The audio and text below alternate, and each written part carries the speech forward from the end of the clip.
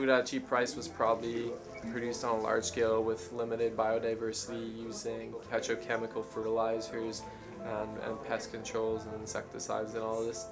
That comes at a cost. It comes at a cost of our health.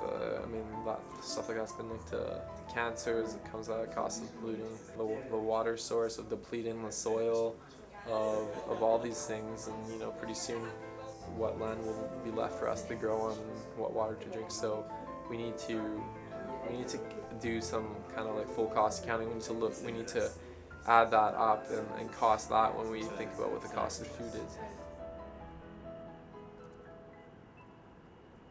We promote rooftop gardening as a solution for people who cannot grow directly into the soil. So it's a lot of Montreal is paved over. It's rooftops, or it's parking lots, or it's streets, or I think there's a really high percentage of Montreal that's mineralized. And so we want to provide opportunities for those people to garden as well, and to green the city for all the advantages that comes with it. So for filtration of water, for countering the heat island effects of cooling.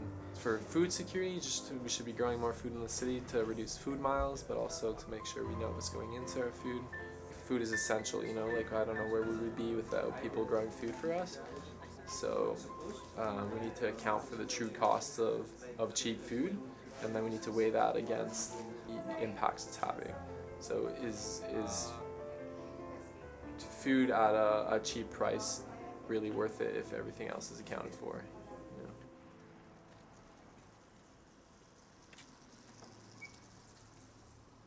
Just watch your step down here and watch your head. It's a bit of an underground space. So these are the vermi-composts. Basically this is going all the time, so the worms eat the food scraps that come out of our kitchen, turning it into compost.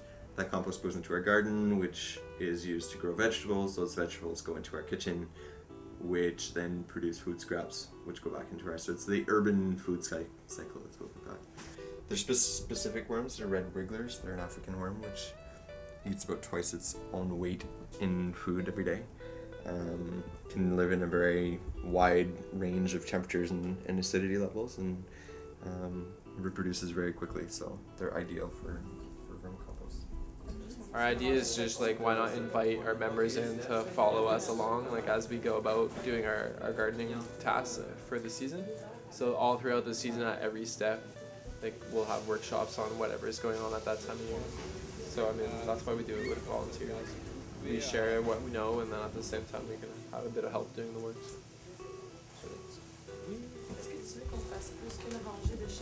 I'm interested in the way that food has a lot of connections to different aspects of life, and I'm trying to kind of find ways to adapt that more into my lifestyle and find ways to be thinking about it a bit more day to day.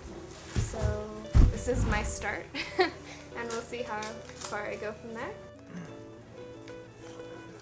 Now I lost my place. I think the average person, because we are a largely urban society, is really disconnected from all of this, from where their food comes from and how it's grown. And so I feel there is a strong renaissance of young people wanting to get into it. It's just the problem is, the challenge is, I think gardening is a lifelong learning. You just learn by doing, and by making mistakes, and by digging in books, and just by having a keen sense of observation. So my colleague says it's about having a green eye and not a green thumb. So it's just, if you're paying attention, then you can pick up on problems, and then the answers, the solutions are out there. People have been doing this for thousands and thousands of years. So just have to have the slightest bit of curiosity. Okay. Mais moi, il faut que je m'en aille, mais... Okay, merci beaucoup. Salut. À la prochaine sur les toits.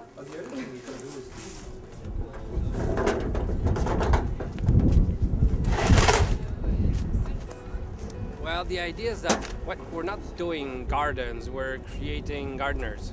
So the garden is just a way for people to understand how nature functions, and to discover that even the city is an ecosystem, and the city is a place you can rediscover all the resources are here: the people, the water, the the money, the transportation, electricity, everything is here. We're sitting on the best soil of this territory of Quebec as well. Right here at McGill, we're adding a green layer on top of this circulation space.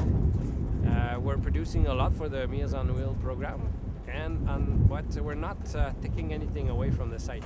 So we're just showing that people can green mineral spaces, and the institution can benefit from a green space for free too.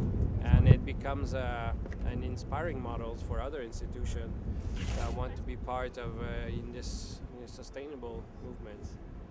We're trying to set up the garden for 2009 season, so we have a whole lot of volunteers helping. We're changing. This year we've been using the same soil for 5 years, so we emptied it all out into this new raised bed we're building. We're putting new soil in because when you're doing container gardening, it gets really compact and a bit sterile. So we're freshening things up and we're changing the soil. So people have been helping us with that. It's a messy job, but it's going fairly well. And so yeah, we're halfway through.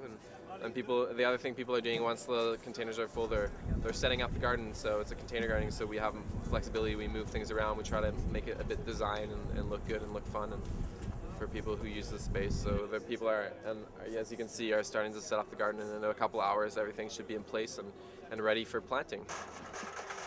A lot of the food that we eat can be grown in the cities. The way the system is designed is not sustainable. It cannot continue that way. So why not be creative about the solution and enjoy experimenting steps towards another model, of another food cycle model. The idea is also to encourage people to do it at home and to have like a green balcony movement. We use a lot of fossil fuel to get our vegetables into the city, and it just seems like a sensible idea to figure out how to make some of those vegetables at home. People should get to know where their food comes from, and I had a conversation with someone who was very surprised that the carrot was a root recently, and it kind of, shocked me. So yeah, I think this is kind of going towards it. Urban agriculture is the future.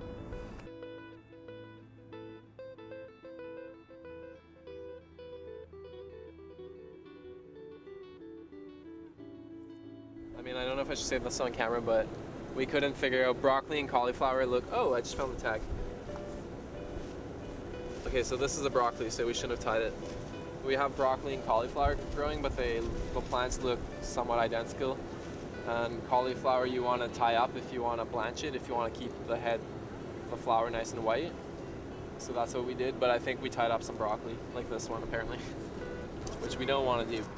I'm harvesting the pea shoots and the peas themselves, and these will go into the Santropol food baskets that they're making up today, and everyone's busy harvesting for this new enterprise that they've started this year.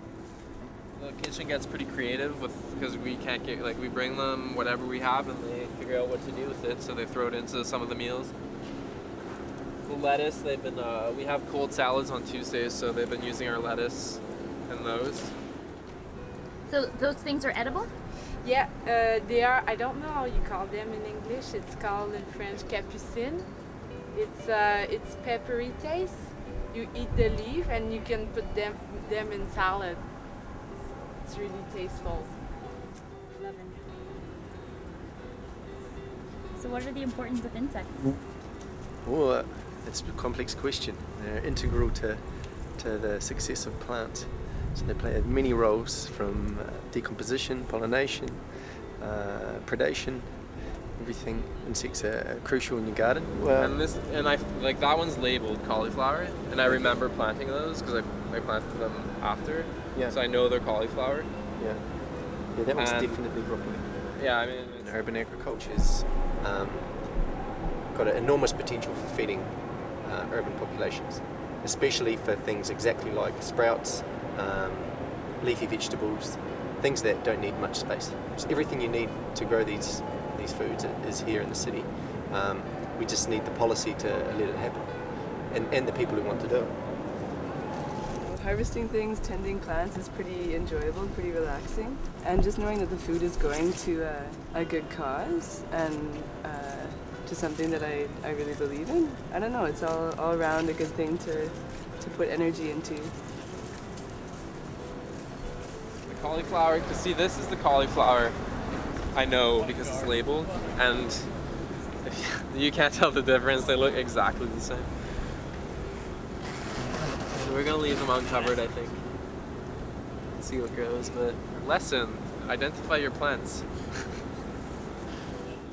As the price of food goes up, we need to look back at a time where that was normal, and the way agriculture has evolved, it's very money driven.